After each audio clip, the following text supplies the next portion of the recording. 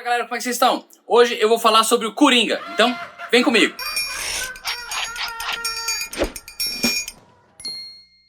Olha, se você não gosta de spoilers, saiba que nos meus vídeos eu sempre dou spoilers. Então se não gosta de spoiler, vaza, vai ver outro vídeo.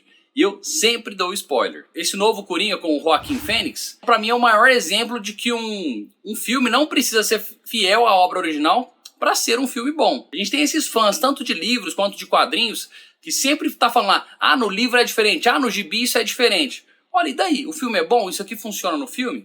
A gente sempre tem que ver se o filme é bom, de certa forma até como uma obra independente do quadrinho, ou independente do livro. Porque acaba que o filme ele é uma adaptação, e como toda adaptação ela vai ser um pouco diferente. Tem gente que é muito chato, que fica sempre falando, ah, isso é diferente, o cara fica focando na diferença, e acaba não conseguindo nem aproveitar o novo trabalho, não consegue aproveitar a nova adaptação. Então o Coringa é um grande exemplo de um filme que não tem nada a ver com o quadrinho, né, que é bem diferente dos quadrinhos, porém ficou muito massa, muito massa. Uma crítica que eu li ao filme, que eu concordo com a crítica, foi a seguinte: para você fazer um filme sobre um cara lentamente sendo levado a se transformar em um psicopata, você tem que colocar o nome de um personagem de quadrinhos. Atualmente a indústria dos quadrinhos praticamente dominou, né, a indústria cinematográfica, né? Quase que todos os filmes que fazem sucesso são baseados em alguma obra em quadrinhos. O Coringa, que saiu do Joaquin Phoenix, é um filme, na verdade, sobre um psicopata, sobre um cara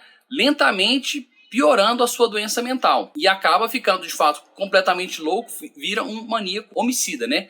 Ele entra numa fase de mania, uma megalomania, e vira um homicida, começa a matar a galera. Se fizesse exatamente o mesmo filme, e se em vez de Joker, né, se em vez de Coringa você chamasse o filme de, sei lá, de Arlequim, por exemplo, né, ou de algum nome de algum outro palhaço famoso aí, sei lá, Bozo, né, fosse o filme do Bozo. Se fosse um nome de algum outro palhaço qualquer, será que o filme teria feito o mesmo sucesso? É claro que não teria. Então, o fato de ser de um personagem em quadrinhos acaba que chama muito a atenção. E o que eu mais gostei do Coringa foi a caracterização de Gotham. Gotham é um lugar de trevas, então isso pra mim é o que ficou mais legal. Então a grande diferença entre Gotham e Metrópolis é que Metrópolis seria uma cidade de luz, uma cidade boa, uma cidade do futuro, onde as pessoas seriam mais educadas. O super-herói de Gotham é um super-homem, um homem que veio das estrelas. Ele vai defender Metrópolis, não defende de criminoso comum, defende de super ameaças, né? Enquanto Gotham é um lugar de trevas, onde a própria cidade em si deixa as pessoas doentes, as pessoas são violentas, é uma cidade mais suja, a criminalidade de Gotham é estourada, então você tem um herói de trevas, não tem um herói, um ser das estrelas, você tem um herói que veio das trevas. A origem do Batman está ligada ao crime, né, ao assassinato dos pais dele. E o Batman combate crimes comuns, o Batman combate um assassinato, combate um ladrão, né, vai prender um ladrão, então ele combate crimes comuns. Então eu achei que a caracterização de Gotham ficou muito massa, sabe, aqueles moleques lá do nada pegam a placa do Coringa, batem nele, roubam a placa e batem nele, assim, sem motivo algum. A caracterização da população de Gotham como uma população tão negligenciada por tanto tempo que acabou virando uma população violenta, quase com a lei da selva ali. Eu achei que ficou bem bacana, eu achei que ficou pra mim, foi o que ficou mais massa no filme, essa caracterização de Gotham, essa caracterização de Gotham como uma cidade de trevas, uma cidade ruim. Uma outra grande diferença dos quadrinhos foi a caracterização do Thomas Wayne. Nos quadrinhos o Thomas Wayne é quase que um santo, ele é um filantropo, ele é uma boa pessoa. No filme ele mostra algumas falhas, talvez, do caráter dele. Então achei que isso ficou interessante também, uma nova interpretação, um novo olhar. Uma coisa que eu tava refletindo, né, eu mesmo refletindo comigo mesmo, ver o que vocês acham aí dessa reflexão. Por exemplo, o Coringa, como eu falei, é a trajetória de uma pessoa, de um doente mental, né, ele tomava diversas medicações, sendo empurrado para as asas da loucura, literalmente, pela negligência do Estado ou do próprio programa de atenção que ele tinha. Por quê?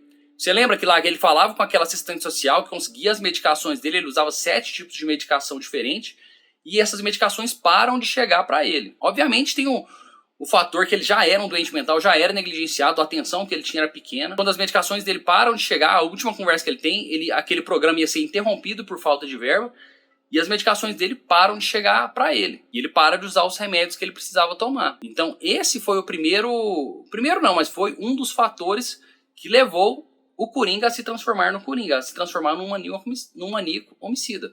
Foi a negligência dos planos de atenção de saúde mental. E a gente consegue até sentir empatia pelo Coringa, especialmente naqueles primeiros 3 assassinatos, quando ele mata aqueles caras escrotos lá no ônibus, né? Aqueles caras escrotos lá começam a mexer com aquela menina.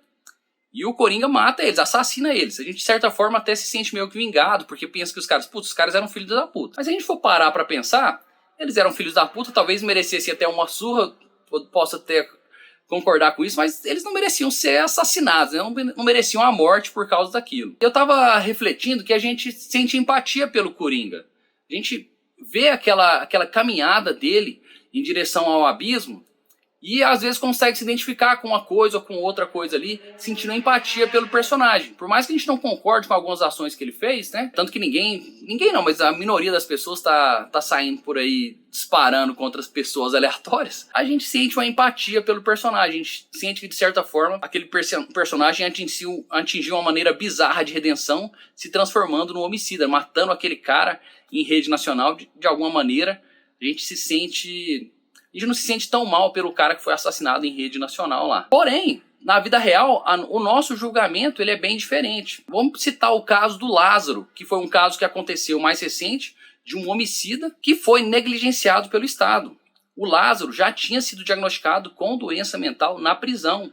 Ele já tinha cometido outros crimes, tinha sido diagnosticado com doença mental na prisão e foi negligenciado. Depois ele foi até liberado por bom comportamento, mas será que esse bom comportamento foi porque na prisão ele tinha alguma atenção especial e depois ele deixou de ter essa atenção? Então, eu acho que o caso do Lázaro, que muita gente, eu escutei falando, ele tinha que morrer, que bom que a polícia matou ele.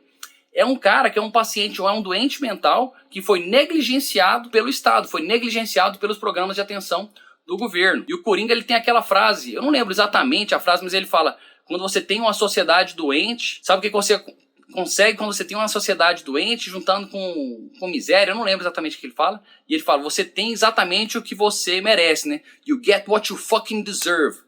Você tem o que você merece, que é um maníaco homicida. What do you get I don't think so. when you cross a mentally ill loner with a society that abandons him and treats him like trash? Call the police, I'll Gene. tell you what you Call get. the police. You get what you fucking deserve. De certa forma, a conta do Lázaro está no Estado, está na falta de assistência do Estado ao paciente com doente mental, especialmente à população carente. Então é um paciente que já tinha uma doença mental, já tinha cometido outros crimes, que talvez se tivesse tido uma assistência do Estado, tivesse tido uma assistência mais ampla, né? Não é só simplesmente encarcerar o cara e largar ele lá para apodrecer.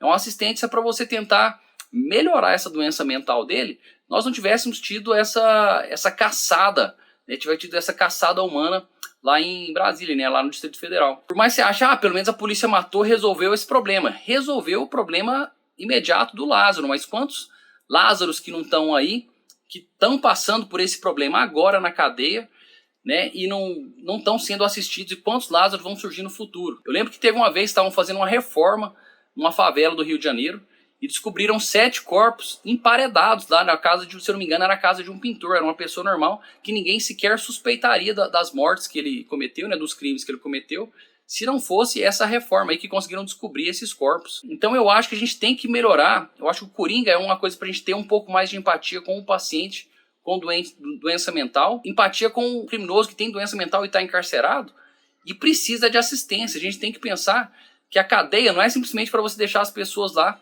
para apodrecer, você precisa de assistência àqueles presidiários, né, que são seres humanos também, e que se você tiver a assistência adequada, talvez você consiga recuperar, consiga salvar vidas no futuro. Não só as próprias vidas dos presidiários, mas também a vida de outras pessoas, né, que a função do Estado, em tese, seria garantir o bem-estar do maior número de pessoas possível. É o que eu acho, pelo menos é o que eu acredito. Então a gente não tem que ter essa empatia com personagens fictícios e deixar essa empatia de lado quando o caso é real. Muita gente pensa, a polícia tem que matar mesmo, não sei o quê. Não acho que é esse a conduta que a gente tem. A gente tem que ter empatia por personagens reais, por pessoas reais, e não só por personagens fictícios. Por mais que isso pareça óbvio, as pessoas reais, nessa hora, têm menos empatia que personagens fictícios. Então a gente tem que trabalhar um pouquinho melhor essa empatia nossa aí. É o que eu acho. Deixa sua opinião aí nos comentários. Um abraço e até mais.